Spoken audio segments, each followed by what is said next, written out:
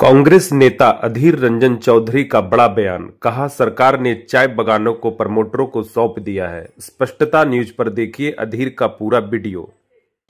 এবার মহতরা না চা বাগানে চা হয় না, চা বাগানে ঘর করে টুরিস্টদের থাকার জায়গা করে রিসর্ট করে ওখানে মস্তি করার ব্যবস্থা করা হয় পয়সার বিনিময়ে।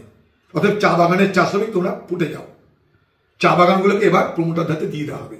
তৃণমূলের নেতা নেত্রীরা আছে, তারা প্রমোটিং ব্যবসা শুরু করে দেবে। অথচ চা শ্রমিকদের ভোট নিয়ে কিন্তু মমতা ব্যানার্জি ওখানে যেতে, যখন ভোট হয় তখন চা শ্রমিকদের সঙ্গে গিয়ে নাচানাচি করে, দেখবেন গান গাওয়াগই করে, তাদেরকে জমি দেওয়ার কথা বলে, আমার বাড়ি করে দেওয়ার কথা বলে। এবার চা বাগান যখন চলবে বলে চা শ্রমিকরা আশা নিয়ে বসেছিল, তখন তাদের সেই চা বাগানগুলোকে বেঁচে দেওয়ার ব্যবস্থা করছে।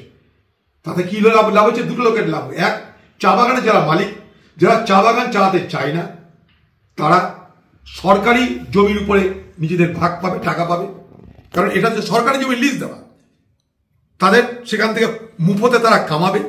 এক, তারা দীর্ঘদিন ধরে চা বাগান বন্ধ রেখে চা শ্রমিকদের যে বঞ্চিত করেছে তার থেকে তারা ছুটকারা পাবে।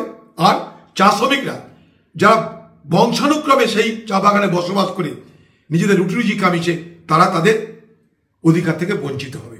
লাভবান কি হবে? প্রমোটার। কাদের প্রমোটার? সরকারি প্রমোটার। আর কি হবে? সরকারের কিছু রেভিনিউ আসবে। এই তো গল্প। বাংলায় শিল্প হবে না। हर खबर स्पष्टता के साथ जानने के लिए बने रहिए स्पष्टता न्यूज चैनल पर और स्पष्टता न्यूज चैनल को लाइक, कमेंट और सब्सक्राइब अवश्य करें।